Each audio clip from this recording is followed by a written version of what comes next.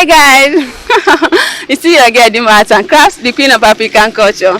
Guys, I am live at the Catholic Cathedral Nsukka Diocese to have an interview session with the Catholic Bishop of Nsukka Diocese, Rev Professor Godfrey Igwebuike Onah, on the role of the Church in enhancing and nurturing our culture and tradition. The essence of this documentary is to bridge the gap between the Church and the tradition. I interviewed some people that told me that the burning and packing away of the deity affected their culture and history. We'll also be discussing about those practices that people were doing there that the church succeeded in abolishing or amending. So guys, follow me as I go in to discuss this and more. I should remind you again, the Arts and Crafts. Don't forget to follow me, like, share, and comment on my video to help you reach more people. Don't forget to send star to support your girl too. I love you guys and love. Let's go. In the first place, do we begin with a prayer in the name of the Father, and of the Son, and of the Holy Spirit. Amen. Inspire, O Lord, of our actions and carry them on by your grace, so that every thought, word, and deed of ours may begin from you, and by you be happily ended. Grant this through Christ our Lord. Amen. In the name of the Father, and of the Son, and of the Holy Spirit. Amen. Thank you very much. Okay guys, it's your girl the Arts and Crafts, the Queen of African Culture. So guys, today I am live at the Catholic Cathedral Nsukka Diocese with the Bishop of Nsukka. You guys know we don't need to do introduction and all that. So guys, I'm here today to discuss about the role of Christianity and how the church has impacted Christianity. Today we'll be discussing about some other practices that our people were doing then that the church succeeded in abolishing or amending and all that. So we'll be discussing about this and more. So my Lord, I interviewed some people, some elders in different places, and they told me that Eri is the progenitor of a Igbo race. So my question now is this same Eri who is the progenitor of Igbo race the biblical Eri? Well, I think you would go to historians to give you details about the progenitor of the Igbo race. But my honest opinion is that the different segments of Igbo people came from different genealogies and different ancestors. As is also observable from the differences in their cultural practices, in their dialects.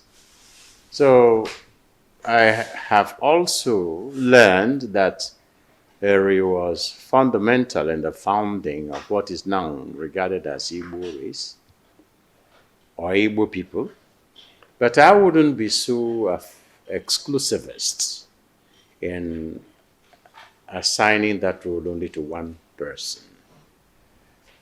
People migrate from different areas, and eventually their histories merge, and because of the lack of records, it may not be clear again to single out the various strands of our migrations and of our origins.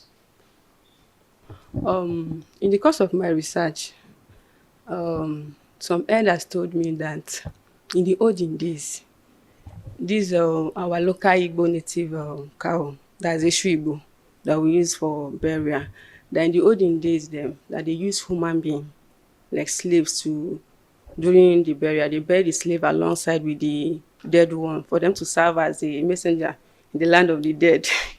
But now, the church now didn't abolish this. Instead, the church will accept it, and they will say at the end of the day, they said that they did the burial in the church way. Why didn't the church abolish that part? I think I can tell you unequivocally that that interpretation is wrong. Very, very wrong. For anybody to tell you that the cow was used for burial as a representative of slaves would be for the person to presume that every single Igbo person in the past had slaves, which is not true. So how were those people who did not have slaves buried? for some people and some parts of Igbo land, the cow was, they used slaves and now the cow represents slaves.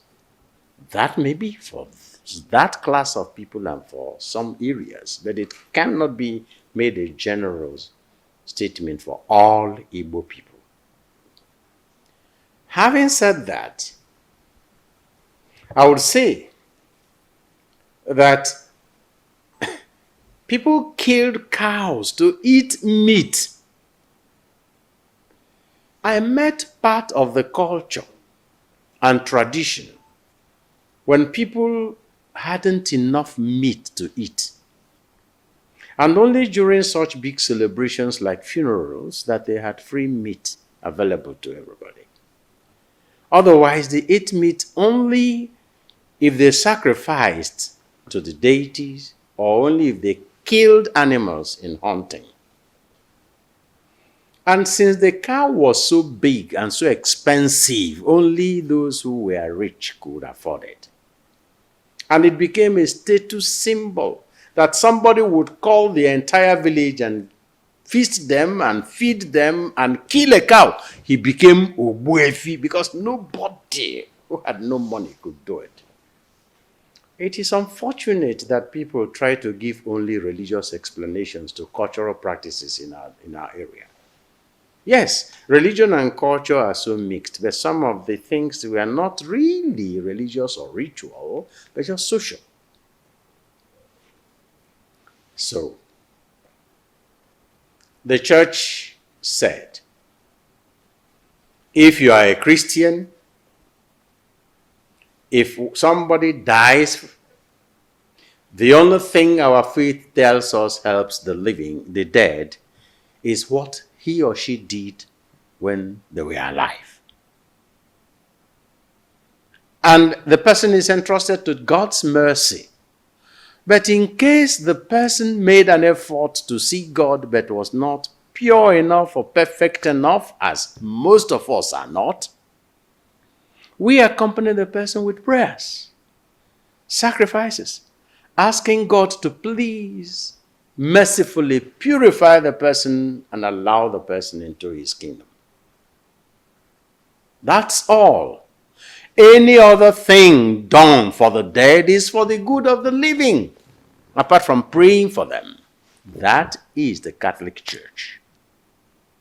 Whether you kill a cow, you kill a fowl, you kill an antelope, or you use frozen fish to entertain those who come to your place, is your business, according to your own abilities. But if you are telling me you are killing cow in order to entertain those who came to sympathize with you, but in your mind you are killing the cow so that it replaces the slave you would have used to bury your father, that's your problem with God. So the cow is source of meat. Why do the Fulanis not use cow for their own feasts? Did you know that? That they don't use cows for their own feasts? Good. They hardly go eat it. Huh? They hardly go eat their cows. Why? Our ancestors were wiser. That was their source of sustenance and living and training their children. If they started eating them, all of them would become poor within a very short time. So they said, if you eat it, you will die. So that they would look for other source of meat and leave their cow for money. Do you understand that? Our ancestors placed such control measures around our people. I'll give you another example. If you go to some communities, they will tell you, you can't bury a person on an Eke day. You can't bury a person on an Afor day. You can't bury a person on an Orie day. Or you can't bury a person on an Nkwo day. Why? Those were the markets they had. And constant activities on those days would make the markets shut down, and there were competing markets around. So they made a law around it and said that whoever broke that law would die. Of course, Sometimes they poisoned the people to make sure they maintained the law as sanction. Yeah, they will say they died because of They say they died because they did not respect the law. Now that people are very mobile and some markets are even daily, do we still need such restrictions? But present generation of people who don't even know why their ancestors made such rules will tell you, why did our wise ancestors make that rule? So when we don't know the reason for certain things, let us not impose meanings on them. But to come back to the cow, it cannot be regarded as the same practice for all Igbo people, especially linking it with slaves or non-slaves. this aspect of like there's this thing that people do during burial, that they will even hire people to come and dance, carry the cup through, whereas the person is meant to rest in peace. Like, what's your take on this? Well, the corpse is not the person. The corpse will decay. The body will decay. So the person will not rest in peace because the people are throwing him around. If he doesn't rest in peace, it is not because his children are throwing him around. It is because he did not behave well when he was alive. But having said that, the Catholic Church and all Christians believe in the resurrection of the body. Therefore, the body of the dead should be treated with respect. 1. 2. Funerals are periods of mourning. And people have different ways of mourning and grieving. Some people dance away their sorrows. Some cry away their sorrows. Some eat away their sorrows, and some drink away their sorrows. But this strange, I must admit, strange practice of people dancing with the bodies of their dead ones, I find it, to say this least, awkward. So, but we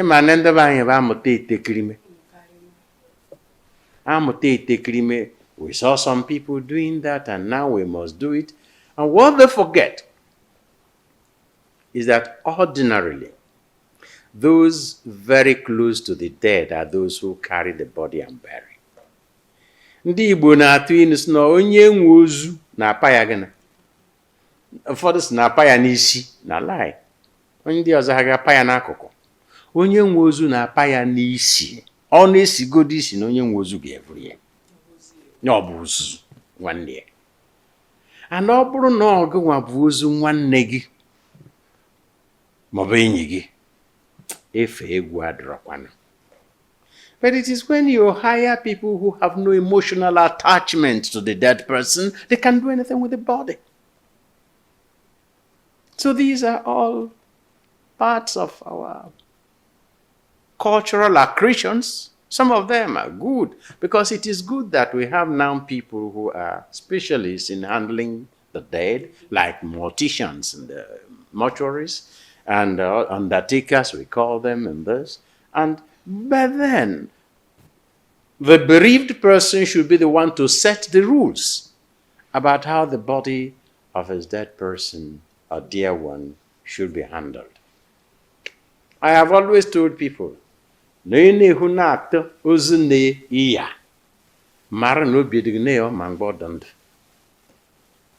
sometimes the exaggerations you notice in funerals may be cover-ups for the neglect and the life of the person when he or she was alive. Sometimes